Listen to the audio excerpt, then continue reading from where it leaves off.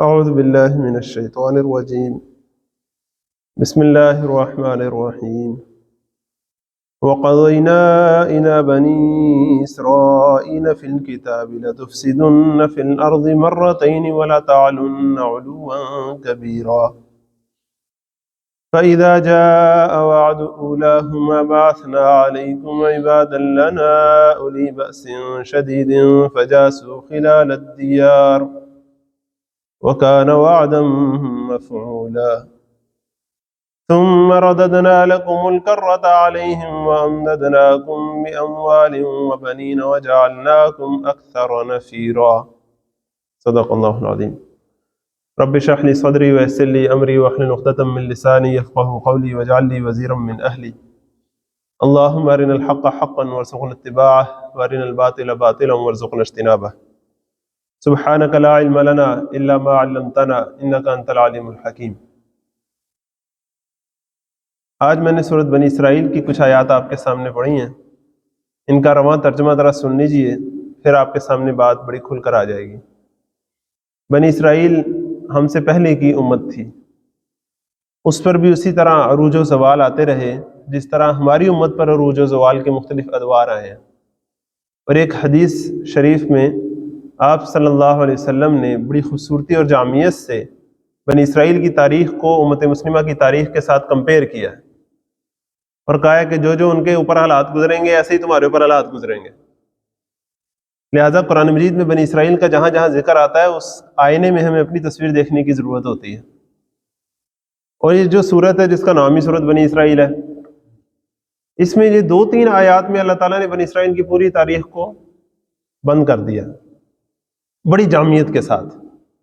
مختصراً عرض کروں تو حضرت موسیٰ علیہ السلام کے بعد سے جب وہ ایک امت بن گئی تو ان کے 2 عروج آئے اور 2 زوال آئے.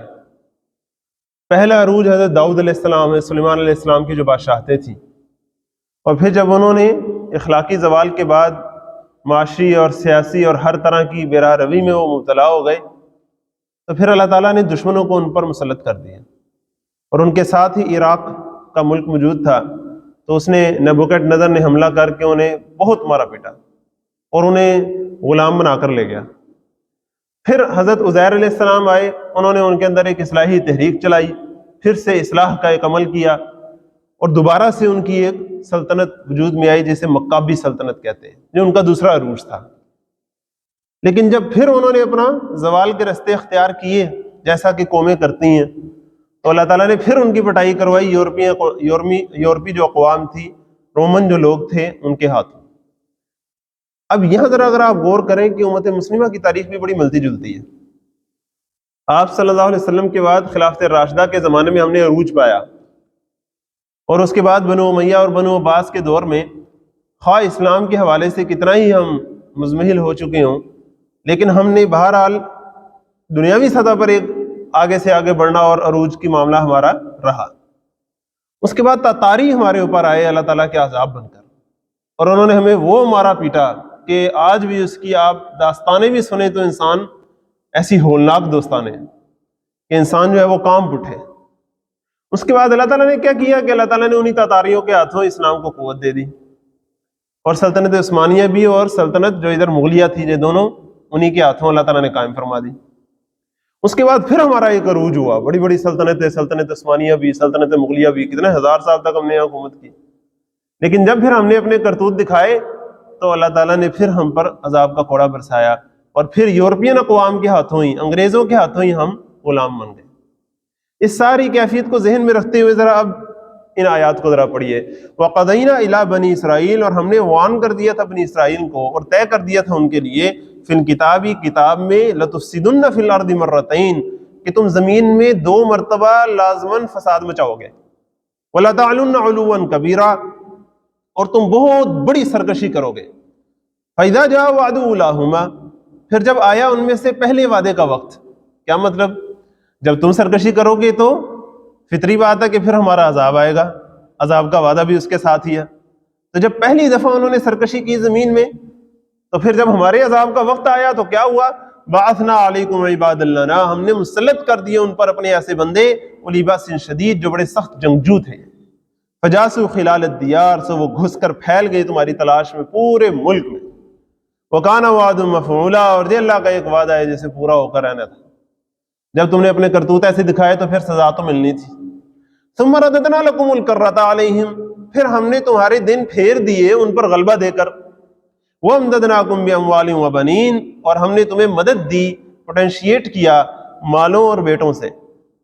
وجعلناکم اکثر نفیرا، اور ہم نے تم کو تعداد میں بہت زیادہ کر دیا. ان احسنتم احسنتم لانفسکم، دیکھو اگر تم نے بھلائی کی تو اس بھلائی کا فائدہ تمہیں پہنچا. وَإِنْ أَسَأْتُمْ فَلَهَا، اور اگر تم نے کوئی برائی کی تو وہ بھی تمہارے ہی لیے تھی. یہ ہے اصل قرآن مجید کا اصول. اس بات کو ہمیں سمجھنے کی ضرورت ہے. امتوں کے باب میں اللہ تعالیٰ کا یہ بڑا خاص اصول ہے. یہ اللہ تعالیٰ کی سنت ہے، تبدیل نہیں ہوتی، نہ بنی اسرائیل کے لیے نہ امت مسلمہ کے لیے. جب جب اچھے کام کریں گے اللہ تعالیٰ عروج سے نوازے گا، اور جب جب انسان اپنے کرتوت جو ہے وہ دوسری طرح کے کر لے گا پھر زوال سے بھی دوچار ہونا پڑے گا. آگے دیکھیے، فَإِذَا جَاءَ وَعْدُ الْآخِرَةِ، اور جب وعدہ آیا جب وقت آیا دوسرے وعدے کا، لِيَسُوءُوا وُجُوهَكُمْ، تو ہم نے پھر تم پر دوسرے دشمن بھیج دیے تاکہ وہ تمہارے چہرے بگاڑ کر رکھ دیں. وَلِيَدْخُلُوا الْمَسْجِدَ، اور داخل ہو جائیں مسجد بیت المقدس میں، كَمَا دَخَلُوهُ أَوَّلَ مَرَّةٍ، جیسے داخل ہوئے تھے اس میں پہلی بار. وَلِيُتَبِّرُوا مَا عَلَوْا تَتْبِيرًا، تاکہ تباہ و برباد کر کے رکھ دے ہر اس شے کو جس پر وہ غلبہ پائیں. عَسَىٰ رَبُّكُمْ أَن يَرْحَمَكُمْ، اب بنی اسرائیل سے کیا کہا جا رہا ہے، اور ذرا آپ اپنے اوپر بھی اس کو ذرا قیاس کیجئے. ہم بھی ابھی ایک لحاظ سے ذرا اس دور سے باہر نہیں نکلے. یہ حال کے 100 سال غلامی میں بسر کی اور ہوش ہمیں اب بھی مکمل نہیں آیا. ہماری بھی وہ حالت ہے کہ ڈائریکٹ غلامی کا دور تو ختم ہوا، لیکن ابھی تک انڈائریکٹ تہذیبی طور پر، علمی طور پر، معاشی طور پر، اور انڈائریکٹلی سیاسی طور پر بھی ہر طرح سے ہم ان کے غلام ہوئے بیٹھے ہیں. ہماری پاس نہ کوئی اپنی فکر ہے، نہ اپنا کوئی علم ہے، نہ اپنی کوئی معاشرت اور تہذیب کا ہی ہم دفاع کر سکتے ہیں، اور نہ ہماری اپنی کوئی معیشت ہے، نہ اپنے سیاسی اقدار ہیں، کچھ بھی نہیں ہے ہمارے پاس. اب اللہ تعالیٰ کیا فرما رہے ہیں، عَسَىٰ رَبُّكُمْ أَن يَرْحَمَكُمْ، قریب ہے کہ تمہارا رب تم پر رحم فرما دے. وَإِنْ عُدْتُمْ عُدْنَا، لیکن اگر تم نے پھر وہی روش اختیار کی ہم بھی تمہارا وہی حشر کریں گے. یہ بڑی خاص وارننگ اللہ تعالیٰ کی طرف سے. یہ ہمارے اوپر ہے کہ ہم نے کیا کرنا ہے. ان اللہ لا یغیر ما بقوم حتی یغیروا ما بانفسہم، بے شک اللہ تعالیٰ کسی قوم کی حالت نہیں بدلتا جب تک کہ وہ قوم خود اپنی حالت نہ بدل لے. ایسے نہیں ہوتا کہ وہ اپنے کرتوت جو ہے وہ زوال والے رکھے اور اللہ تعالیٰ اسے عروج دے دے، ایسے نہیں ہوتا. تو وَإِنْ عُدْتُمْ عُدْنَا وَجَعَلْنَا جَهَنَّمَ لِلْكَافِرِينَ حَصِيرًا، اور بھائیو دنیا کا زوال، دنیا کی ذلت اور رسوائی تو اپنی جگہ، اصل جو بات ہے وَجَعَلْنَا جَهَنَّمَ لِلْكَافِرِينَ حَصِيرًا، ہم نے جہنم کو بنایا ہے ایسے کافروں کے لیے قید خانہ. یہ اصل بات، اللہ تعالیٰ ہمیں دنیا اور آخرت کے عذابوں سے بچائے. اب آج دن ہے 16 دسمبر کا، یہ بڑا خاص دن ہے، اور اللہ تعالیٰ بڑے عذابوں سے پہلے چھوٹے عذاب دیا کرتا ہے تاکہ انسان کو ذرا ہوش آ جائے، وہ اپنا رویہ درست کر لے. 16 دسمبر ایسا خاص دن ہے اور اس پر اتنے افسوس کا عالم ہے کہ ہمیں پتہ ہی نہیں ہے اس کا. یہ کہتے ہیں نا قافلے کے دل سے احساس زیاں جاتا رہا. آپ کو یاد ہے پاکستان 2 ہوتے تھے، مشرقی اور مغربی 2 پاکستان ہوتے تھے. یہ 16 دسمبر کا وہ دن تھا جس پہ مشرقی پاکستان ہم سے الگ ہو گیا. یہ اللہ تعالیٰ کی طرف سے ہم پر بہت بڑا عذاب تھا اگر ہم اس کو ذرا سمجھیں، اور یہ ہمارے لیے وارننگ تھی کہ سدھر جاؤ، نہیں تو اگر تم اپنے کرتوت صحیح رکھو گے تو ہم بھی تمہارا یہی اشر کریں گے. لیکن افسوس کہ ہم نے سدھرنے کا کوئی رویہ اختیار نہیں کیا، بلکہ ہم تو اس کو بھول ہی گئے. احساس زیاں ہی نہیں رہا ہمارے اندر. اللہ تعالیٰ پہلے سب سے تو ہمیں یہ احساس نصیب فرمائے، ہم پہلے اس کو محسوس کریں کہ ہمارے ساتھ کتنا بڑا ایک واقعہ پیش آیا تھا، تاکہ جو ہم سے غلطیاں ہوئی ہم وہ غلطیاں نہ دہرائیں، اور اس سے جو سبق حاصل کرنا چاہیے وہ سبق حاصل کریں. عوام الناس بھی، حکمران بھی، سیاستدان بھی، مختلف ادارے کے لوگ بھی، سارے لوگ سبق حاصل کریں اس سے. لیکن افسوس کہ ہم بالکل سبق حاصل کرنے میں نل ہیں. اللہ تعالیٰ پھر ہم پر رحم فرمائے اور ہمیں شعور نصیب فرمائے. پہلے سب سے ہمیں کچھ کرنے کا جذبہ نصیب فرمائے. اللہ تعالیٰ سے پہلی سب سے تو آج ہماری یہی دعا ہے، اور کرنے کا اصل کام پہلا تو یہی ہے کہ انسان پہلے سب سے تو اس کا احساس کرے. اب ذرا میں اس پر مختصراً آپ کے سامنے کچھ باتیں رکھوں تاکہ ہم اس سبق تک پہنچ سکیں جو ہمیں اس واقعے سے حاصل کرنا چاہیے.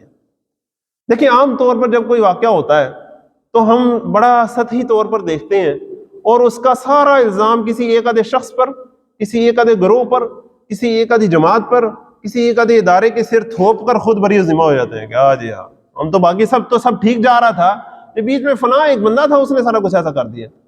یا اس سے بھی زیادہ ہلکا جب انسان لیتا ہے کسی مسئلے کو تو کیا کرتا ہے، سارا کچھ ہی ٹھیک تھا، دشمن کی سازشیں تھیں، اس نے سارا کچھ کر دیا، ہم تو بڑے ہی نیک شریف لوگ تھے، بس دشمن نے سازشیں کی اور سارا کچھ ہو گیا.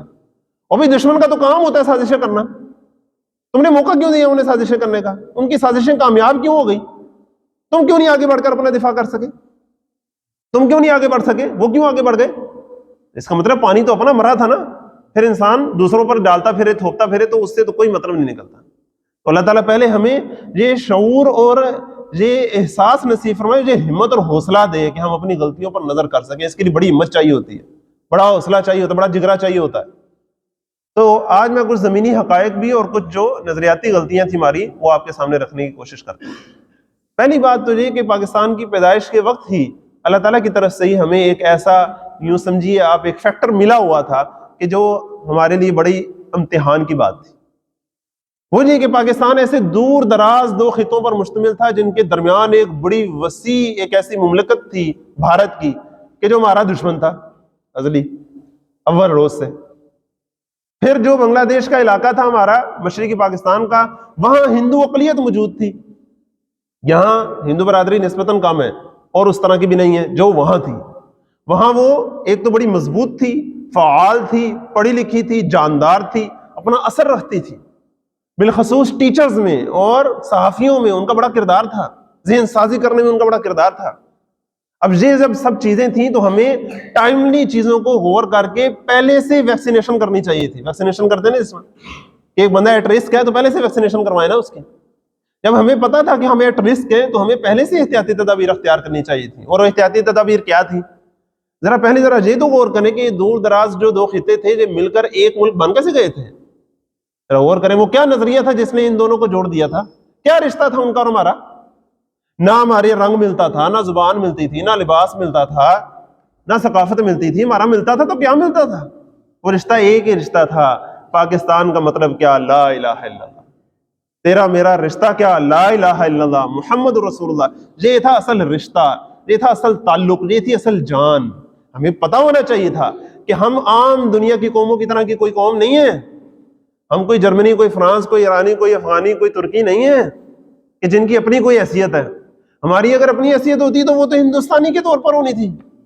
ہمیں تو پھر کانگریس کے ساتھ مل کر آزادی کی تحریک چلانی چاہیے تھی نا. ہم نے کیا کہا؟ نہیں مسلم ہے تو مسلم لیگ میں آ. مسلمان ہونے کی بنیاد پر ہم نے پاکستان حاصل کیا. یہ تھا خاص ہمارا مقصد اور خاص ہماری شان، جس کو علامہ اقبال نے کیا فرمایا، خاص ہے ترکیب میں قوم رسول ہاشمی. اپنی ملت پر قیاس اقوام مغرب سے نہ کر، خاص ہے ترکیب میں قوم رسول ہاشمی. ان کی جمعیت کا ہے ملک و نسب پر انحصار، قوت مذہب سے ہے مستحکم جمعیت تیری. ان کے اکٹھا ہونے کا انحصار کس پر ہے؟ رنگ پر، نسل پر. تمہارا اکٹھے ہونے کا انحصار کس پر ہے؟ قوت مذہب پر. یہ جس دن لوز ہو گئی تم سارے لوز ہو جاؤ گے، تم سارے بکھر جاؤ گے. تو اول روز سے پہلی جو غلطی ہمارے پاس رہی وہ یہ رہی کہ ہم نے اسلام کا وہ جو نعرہ تھا اسے صرف نعرے کی حد تک رکھا. نہ اس سے افراد نے اپنے نظریات درست کیے، اپنے افکار درست کیے، اپنے کردار درست کیے. وہ لا الہ الا اللہ عملی شکل میں نہیں آیا. نہ ہمارے گھر درست ہوئے، نہ معاشرے درست ہوئے. وجہ یہ کہ ہمارے قوانین اور نظام حکومت تبدیل ہو جاتا. وہ کیسے تبدیل ہو جاتا جب افراد ہی تبدیل نہیں ہوئے تھے؟ اب یوں سمجھیے کہ ایک عمارت کی اینٹیں ہی تبدیل نہیں ہوئی تو عمارت نے کیسے تبدیل ہو جانا تھا؟ جب یونٹی تبدیل نہیں ہوا تو اس پورے کل نے کیسے تبدیل ہو جانا تھا؟ ہم نے یوں سمجھا کہ صرف نعرہ لگا دینے سے کافی ہے. نہیں، ایسے نہیں ہے. اس کو عملی تعبیر دینے کی ضرورت تھی جو ہم نے نہیں دی. پہلی بات تو یہ تھی. دوسری ایک بات کیا ہے، یہ تو آپ سوچتے ہوں گے کہ یار سنتے ہی رہتے ہیں بات. اگلی بات بڑی خاص ہے جو عام طور پر ہم اگنور کرتے ہیں. کچھ ایسے بھی لوگ ہیں جو کہتے ہیں کہ نہیں، پاکستان اسلام کے نام پر نہیں بنا، بلکہ اصل میں تو یہ مسلمانوں کو اپنے معاشی اور سیاسی حقوق کے تحفظ کی ضرورت تھی. انگریز جا رہا تھا تو ہندو اکثریت میں تھے. اگر ون مین ون ووٹ ہوتا تو جمہوریت کے اصول کے تحت تو مسلمان ہمیشہ پیچھے ہی رہ جاتے. لہٰذا مسلمانوں نے اپنے حقوق کے تحفظ کے لیے سارا کچھ کیا. اسلام کا دین، اس کا غلبہ، اس کا نمونہ پیش کرنا، یہ تو ساری وقتی باتیں تھیں. اچھا فرض کریں یہ تسلیم کر لیں، تھوڑی دیر کے لیے تسلیم کر لیں، تو اس میں بھی ذرا سوچیے کہ مسلمانوں کو جو ہندوؤں سے خطرہ محسوس ہو رہا تھا کہ وہ ہمیں معاشی اور سیاسی طور پر دبا لیں گے، انہوں نے کیوں دبانا تھا ہمیں؟ کیونکہ ہم مسلمان تھے. وہ معاشی اور سیاسی حقوق کا تحفظ جو ہمیں چاہیے تھا وہ بھی تو اسی بنا پر چاہیے تھا نا کہ ہم مسلمان تھے. تو آج آ کر بات کدھر آ گئی؟ آج آ کر بات تو ادھر ہی مسلمانی کی طرف آ گئی نا. یہ پہلے ہمیں بات سمجھنے کی ضرورت ہے. ایک ہی تصویر کے دونوں رخ ہیں، الگ نہیں ہیں.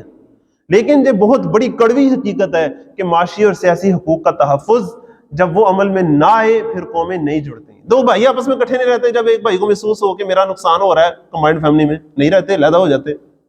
سگے بھائی، ایک ماں باپ کی اولاد، تو پھر جن کا سب کچھ ہی مختلف ہو وہ کیوں اکٹھے رہیں گے جب انہیں محسوس ہوگا کہ ہمارے حقوق ہمیں نہیں مل رہے. تو یہ معاشی اور سیاسی حقوق کا تحفظ بھی بڑا ضروری تھا جو نہیں کیا گیا. جس کا جدھر دا لگا اس نے لگایا، جس کی جدھر طاقت چلی، جس کے ہاتھ ڈنڈا لگا اس نے زور لگایا.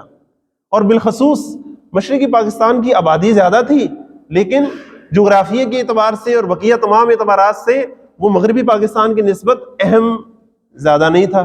اس کی پوزیشن ذرا لیس امپورٹنٹ جگہ پر تھی. ہم اگرچہ آبادی میں کم تھے مغربی پاکستان، لیکن اس کی پوزیشن ایسی تھی جغرافیکلی، ایسی عالمی طاقتوں کے کراس روٹ پر تھا کہ اس کی اہمیت بڑی زیادہ تھی. لہٰذا یہ کچھ ایسی کمپلیکیشنز تھیں جنہیں اگر ہم پیار محبت سے اچھے طریقے سے حل کرتے تو کر سکتے تھے، اور ان کو ان کے جائز حقوق وقت پر دیتے. انہیں بھی محسوس ہوتا کہ ہاں ہمارا فائدہ ہو رہا ہے اکٹھا رہنے میں، پھر ہم اکٹھا رہتے. جب ہم نے یہ نہیں کیا تو پھر دشمن کو تو موقع ملنا تھا نا. اس نے تو ان کو پٹیاں پڑھائیں کہ بھی یہ تو تمہارے سارے حقوق کھا گئے، یہ تو تمہیں سارا انہوں نے تو غلام بنا کر رکھا ہے، تم انگریز کی آزادی سے غلامی سے نکلے ہو تو تم تو ان کے غلام بن گئے ہو. تو پھر یہ ساری باتیں تو ہونی تھی. لہٰذا ان کے اندر ایک نفرت کا معاملہ بن گیا. اور ادھر ہم نے کیا کیا کہ پہلے 11 سال 47 سے 58 تک کوئی دستور ہی نہیں بن سکا ہمارا. 7 سالوں کے دوران 6 وزیر اعظم تبدیل ہوئے. جو پنڈت نہرو تھے وزیر اعظم بھارت کے، انہوں نے کہا اتنے تو میں کپڑے نہیں بدلتا جتنے پاکستان میں وزیر اعظم بدلتے ہیں.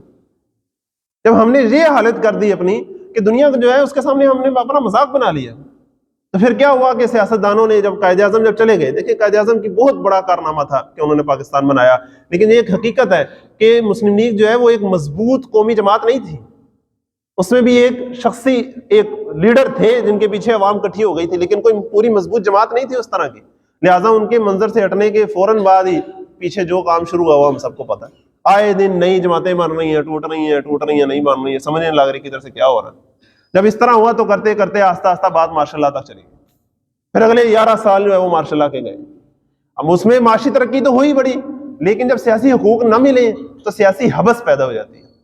چاہے ہم نے مشرقی پاکستان میں بڑی ترقی کے منصوبے بھی بنائے، یہ کیا وہ کیا، لیکن زندہ رہنے کے لیے صرف سڑکیں نہیں چاہیے ہوتی. یہ احساس چاہیے ہوتا ہے کہ ہاں ہمارے اوپر حکمران جو لوگ ہیں، ہم خود حکمران ہیں، ہم پر کوئی غیر حکمران نہیں ہوئے.